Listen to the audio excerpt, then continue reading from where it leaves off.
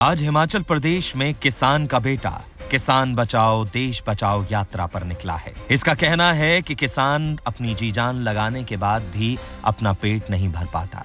दूसरों के घर तक खाना तो पहुंचाता है, लेकिन उसकी खुद की जिंदगी बद से बदतर होती जा रही है।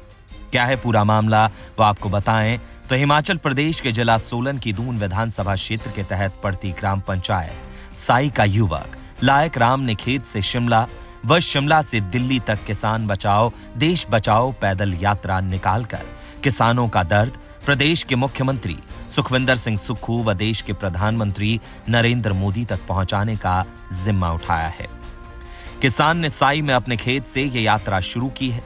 कंधे पर हल रखकर गले में पेस्टिसाइड्स की माला डाले हुए व हाथ में तिरंगा लिए ये किसान जैसे ही बद्दी लाइट चौक पर पहुंचा तो पत्रकारों ने उनकी इस यात्रा के बारे में पूछा। किसान ने बताया कि हम किसान लोग चाहे गर्मी सर्दी बरसात कोहरे में भी हर घर में अन्न फल सब्जियां व अन्य खाद्य सामग्री पहुंचाते हैं, परंतु ऐसा बहुत बार होता है कि किसान कर्जे उठाकर अपनी फसलें लगाता है तो कई बार प्राकृतिक आपदाओं जैसे तेज बारिश कोहरा सूखा आदि से उनकी फसलें खराब हो जाती हैं, तो किसान को अपना व अपने परिवार का पेट तक भरना मुश्किल हो जाता है। मेरा नाम लायक राम है और मैं ग्राम पंचायत साई से हूँ और मैं एक किसान हूँ। हमारा दर्द किसानों का दर्द ये होता है कि हम बैंकों के कर्जे में दबे होते हैं।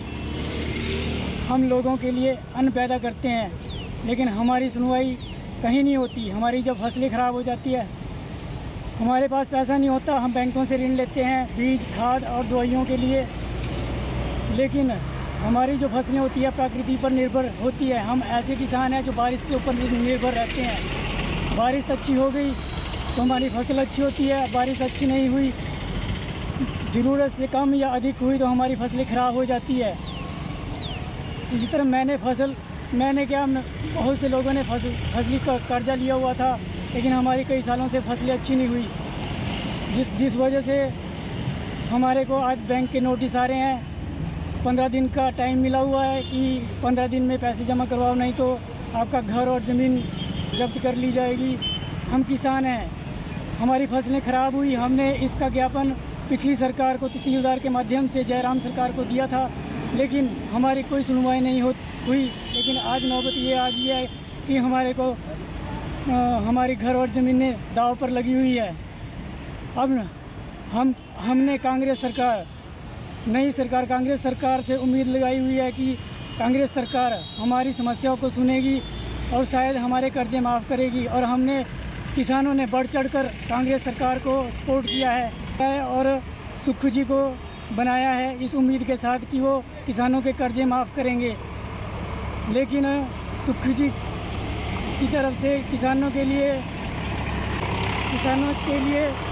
अच्छी बात कही है कि गोभी के ऊपर सेब की तरह रेट बना कर देंगे, लेकिन तब तक ना हमारे पास ज़मीनें रहेगी ना हम जिंदा रहेंगे। हम आत्महत्या करने पर मजबूर है, हमारी सुनवाई कहीं नहीं है। तहसीलदार के पास मेरी पेशी थी, मेरी तरह और कई बहुत सारे किसान ऐसे हैं जो कर्जे में डूबे हुए हैं। हम किसान हैं, किसान के बेटे सेना में जाते हैं जवान बनते हैं, ठीक है, या ट्रांसपोर्टे खोलते हैं। मेरी फसलें कई साल से ख़राब चल रही थी, इसलिए मैंने सोचा कि मैं और रोज़गार करूं। मैंने गाड़ी ली, लेकिन मोदी सरकार ने ऐसी नीतियां बनाई। पहले नोटबंदी की, लोकबंदी के दौरान सारा कारोबार ठप पड़ गया। मेरी गाड़ी को फाइनेंसर उठा कर ले गए। उसके बाद मैंने फिर कोशिश की, फिर गाड़ी डाली। उसके बाद कोरोना काल हो गया, मेरे को गाड़ियां बेचने पड़ी। उसके बाद मैंने दोबारा खेती शुरू की, लेकिन दुर्भाग्य ये रहा कि हमारी फसलें फिर भी नहीं हो पाई। बारिश अधिक होने की वजह से फसलें ख़राब हो गई। हमने खेतों में जाकर न्यूज़ में भी ये बात चलाई थी और तहसीलदार के माध्यम से जयराम सरकार को भी अवगत कराया था, लेकिन हमारी सुनवाई नहीं हुई।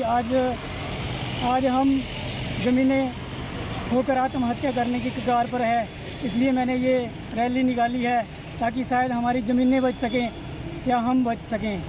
तो ये रैली आपने कहाँ से कहाँ को शुरू की है और अकेले ही कर रहे हो इसको? ये रैली मैंने अपने घर से, अपने खेत से पहले शिमला सुप्रीम किसी से बात करूँगा, किसानों की समस्याओं से अवगत कराऊँगा। फिर मोदी जी, दिल्ली मोदी जी से बात करेंगे कि हमारे साथ क्या हुआ है। मोदी जी रात को 8-9 बजे आते हैं, 8-9 बजे आके भाषण देते हैं कि आज मैंने नोटबंदी कर दी, आज मैंने लॉकडाउन कर दिया, आज मैंने GST कर दी। लेकिन उससे हमारे ऊपर, मध्यम वर्ग के ऊपर क्या असर पड़ा है वो हम जानते हैं।